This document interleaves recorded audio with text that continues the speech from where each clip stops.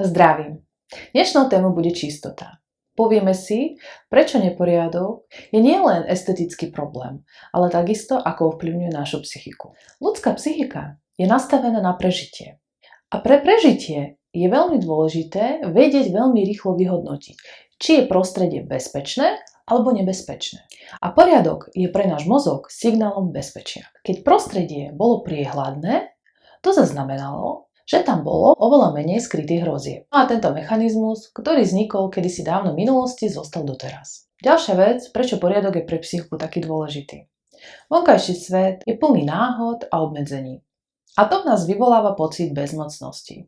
A práve náš domov sa stáva priestorom, kde si tú kontrolu vieme znovu vytvoriť.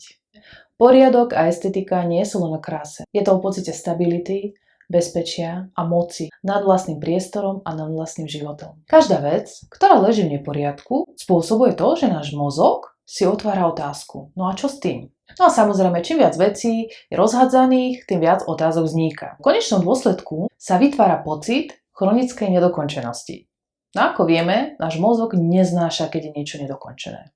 Vníma to ako hrozbu, je v neustálej pohotovosti a neustále sa k tomu vracia. Náš mozog je nastavený tak, že keď niečo neuzavrie, tak nepríde psychická úľava. Keď niečo ukončíme, máme pocit šťastia a vtedy sa nám v tele uvoľní hormón odmeny dopamín. Ak má každá vec v domácnosti svoje miesto, mozog je oveľa menej zaťažovaný, pretože presne vie, keď potrebuje niečo upratať, kam tú konkrétnu vec musí položiť.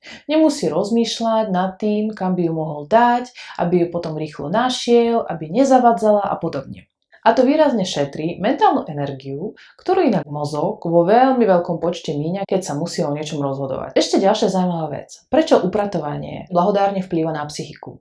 Práve preto, že je to druh jemnej motoriky. Keď upratujeme, tak sa sústreďujeme na presný pohyb rúk, presný pohyb nôh a tým pádom sa sústredíme na prítomný moment. No a takisto upratovanie je to ako keby taký jemný druh športu. A ako vieme, šport pomáha telu uvoľňovať napätie. Preto nemôžeme sa čudovať, že po upratovaní sa cítime veľmi dobre, uvoľnene a príjemne. Na dnes to bolo všetko. Dúfam, že sa vám video páčilo a vidíme sa na budúce.